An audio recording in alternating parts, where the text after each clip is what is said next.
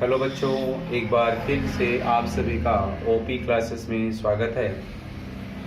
जो लोग इस वीडियो को पहली बार देख रहे होंगे वो चैनल को सब्सक्राइब जरूर कर लेंगे, क्योंकि आपको सब्सक्राइब कर लेंगे तो हमारे द्वारा भेजे गए वीडियो का नोटिफिकेशन सबसे पहले आपको मिलेगा। तो आइए हम लोग पिछले वीडियो में देखे प्रश्नावली 1.1 को कंप्लीट किए थे।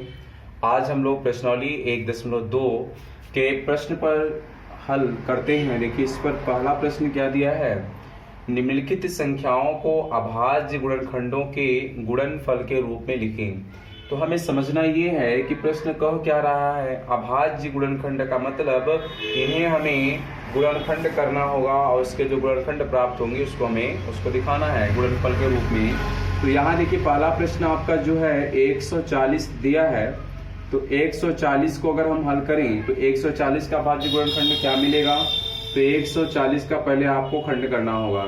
तो खंड करेंगे तो हम जानते हैं कि लास्ट में अगर 0 होगा या सम संख्या होगा तो निश्चित रूप से वो सम संख्या से विभाज्य होगा, अन्यथा वो विषम संख्या से कटेगा। तो यहाँ हम 2 से काटते हैं तो ये 2 7 14 होगा, ये 0 उतर जाएगा। फिर 2 से आप इसको काटते हो तो 2 3 6, 1 बचेगा तो 2 पंजे 10। अब देखिए विषम संख्या आ गई, इसका मतलब 2 से नहीं विभाजित होगा। अब इसे हम 3 से देखें तो 3 से भी नहीं विभाजित होगा। 5 से देखेंगे, 5 7 35 और ये हो जाएगा 7 1 कम 7। ठीक है, तो इस प्रकार से आपका ये खंड हो गया। अब यहाँ आप लिखोगे अतः अभाज्य गुणनखंड, अभाज्य गुणनखंड। तो आप इसको लिखेंगे जो चीज यहाँ पे खंड में प्राप्त हुआ है, 2 गुणे 2 गुणे 5 गुणे 7। ठीक है, जिस अंक की पुनरावृत्ति होगी उसको आपको दोबारा, मान लीजिए जैसे देखिए 2 गुणे 2 आया है तो 2 कितनी बार आया, 2 बार। तो आप लिखोगे 2 पे घाते 2 गुणे 5 गुणे 7। इस प्रकार से जो अंक पुनरावृत्ति होगा, जितनी बार होगा उसके घात उतना लगा करके अन्य संख्याओं को गुणनफल के रूप में हम लिख देंगे। ठीक है, अब आते हैं प्रश्न नंबर दूसरे की बात करें तो दूसरा हमें दिया है 156। अब 156 का अगर गुणनखंड आप करते हैं तो 2 से विभाजित करिए इसको, तो 2 7 होगा 14, 1 बचा तो ये हो जाएगा 16, 2 8 16। फिर 2 से काटिए तो 2 3 हो जाएगा 6, 1 बचा 2 9 18 हो जाएगा। अब आप देख रहे हो कि विषम संख्या है, इसका मतलब 2 से नहीं विभाजित होगा। 3 से काटे तो 3 1 कम 3 और 3 त्रिका 9 हो जाएगा, 13 1 कम हो जाएगा 13। ठीक है, अब यहाँ पे कट गया तो आप यहाँ लिखोगे फिर से अतः अभाज्य गुणनखंड, अभाज्य गुणनखंड। तो अभाज्य गुणनखंड यहाँ से क्या मिला है, आप लिखोगे 2 गुणे 3 गुणे 13। जरा ध्यान देंगे पुनरावृत्ति किसका हुआ है, 2 का। तो आप लिखेंगे 2 पे घाते 2 गुणे 3 के गुणे 13। इस प्रकार से अब हम प्रश्न नंबर तीसरे की बात करें तो हमें तीसरा दिया है 3825 यानी 3825। इसका खंड करना है आपको, तो 3825 का खंड करें तो हमें ये देखना पड़ेगा कि ये पहले विषम संख्या लास्ट में है, तो निश्चित रूप से विषम संख्या से ही कटेगा, सम से तो कटेगा नहीं, अर्थात 2 से नहीं कटेगा। तो 3 से देखें तो 3 1 कम 3 हो जाएगा, ये 8 है तो 3 दूना 6 लेंगे। अब इसमें 2 बचा तो 3 7 21 होगा, 1 बचेगा तो 3 पंजे 15 हो जाएगा। अब आपको फिर से 3 से चेक करना है तो 3 चौक हो जाएगा 12, 3 दूना 6, 1 बचा तो 3 पंजे हो जाएगा कितना 15। अब हमें ये समझना है कि अभी भी लास्ट में विषम है, क्या ये 3 से कटेगा। अगर 3 1 कम 3 करेंगे, 3 चौक 12, 5 बच जाता है, अर्थात 3 से नहीं कटेगा। तो 3 के बाद विषम संख्या कौन सी आती है, 5। 5 से देखें तो 5 8 40, 2 बचा तो 5 पंजे 25। फिर 5 से देखें तो 5 1 कम 5, 3 बचा तो 5 7 35। अब आपको सीधे सीधे दिख रहा है कि 17 से विभाज्य हो जाएगा। ठीक है, तो यहाँ हम फिर से लिखेंगे अतः अभाज्य गुणनखंड, अभाज्य गुणनखंड जो मिला हमें 3 गुणे 5 गुणे 5 गुणे 17।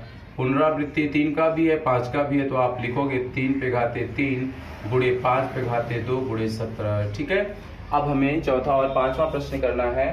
तो इसको आप वीडियो को रोक करके आप इसे अपना नोट्स बना लेंगे, तैयार कर लेंगे। अब हम इसे रेज कर रहे हैं, आगे के प्रश्न को सॉल्व कर रहे हैं। तो देखिए प्रश्न नंबर 4 की बात करें अगर, क्वेश्चन नंबर 4 है 5005। ठीक है, क्वेश्चन नंबर 4 है आपका 5005। तो अगर हम यहाँ पे लेते हैं प्रश्न नंबर चौथे को 5005, तो निश्चित रूप से क्या है, विषम संख्या है तो विषम से ही कटेगा। अगर इसको हम 5 से काटते हैं तो 5 एक कम 5, 0 उतर जाएंगे, 5 एक कम 5। अब आप यहाँ देखोगे कि 5 के बाद अब यहाँ की संख्या से इसको हम लोग काटें तो सोचना पड़ेगा थोड़ा सा। 5 से तो कटने वाला नहीं है, तो 5 के बाद विषम क्या आता है, 7 आता है। 7 से चेक करिए, 7 एक कम 7, 3 बचा तो इस तरफ जाएगा 30 होगा, 7 चौक 28 होगा, 2 बचेगा, फिर 21 हो जाएगा, 7 तरीक 21। अब आप देखेंगे 7 से अगर काटेंगे तो 7 दूना 14 हो जाएगा, लेकिन 3 बच जाएगा, विभाज्य नहीं होगा। इसका मतलब अब हमें और संख्या से देखें, इसके बाद 9 आता है, 9 से नहीं कटेगा क्योंकि 3 से नहीं कटा तो 9 से भी नहीं कटेगा। 11 से देखते हैं। ठीक है, 11 कम 11, 1 बचा तो इस तरफ हो जाएगा, सॉरी 1 बचा नहीं, 3 बचा इसमें, तो 33 होगा, तो 11 3 33 और ये हो जाएगा आपका 13 कम 13। इस प्रकार से जो हमें यहाँ पर अभाज्य गुणनखंड मिला, अभाज्य गुणनखंड इक्वल टू क्या हो रहा है, 5 × 7 × 11 × 13। ठीक, इस प्रकार से मिला। यहाँ अंकों की पुनरावृत्ति नहीं थी तो इसलिए हम लोगों ने यहाँ पे इसको डबल नहीं किया। अब प्रश्न नंबर 5 की बात करते हैं, तो पांचवा हमें दिया है 7429। निश्चित रूप से ये विषम संख्या से कटेगा। अगर 9 है तो ये 5 से तो कटने की कोई संभावना ही नहीं है। 3 से चेक किया जाए कि क्या विभाजित है कि नहीं। अगर 3 से देखते हैं, 3 दूना 6, 3 चौक 12, 3 7 21, बचेगा 19 लास्ट में, अर्थात 3 से नहीं कटेगा। तो हमें 7 से देखना होगा, 7 से चेक करेंगे क्या ये 7 से विभाजित है या नहीं। ठीक है, 7 से भी देखो आप, 7 से अगर चेक करते हो 7 एक कम 7 6 के बारिश नहीं कट रहा है, मानी 11 से भी नहीं कटेगा। 13 से देखें, अगर 13 चौक 68 नहीं कट रहा है, तो 13 से नहीं कट रहा है तो आपको 17 से चेक करना होगा। 17 से शायद कट जाए, देखिए 17 चौका 68 होगा, तो इसमें आप 74 में से 68 को घटाएंगे तो आपका बचा कितना भैया, 6, और यहाँ 2 है, इसके बगल में हो जाएगा 62। फिर यहाँ पे आप ले जाएंगे 17 तियाँ 51, तो बचा किसमें इतना, 1 11 बचा, 9 इसके बगल में हुआ तो 119 हो गया। तो 17 सत्ते 119। अब ये देखें कि क्या ये 17 से फिर से कट पाता है कि नहीं। तो 17 से देखिए, लेकिन इसमें हमें चेक करना पड़ेगा, पहाड़ा पढ़ते हुए चेक करेंगे विभाज्य है कि नहीं है। 17 से नहीं कट रहा है। अब आगे देखा जाए, अगर 19 से चेक करें तो 19 दूना 38 हो जाएगा। तो 43 में से जब आप 38 को घटाएंगे तो बचेगा 5, ये बगल में 7 है तो 19 तियाँ 57 कट जा रहा है।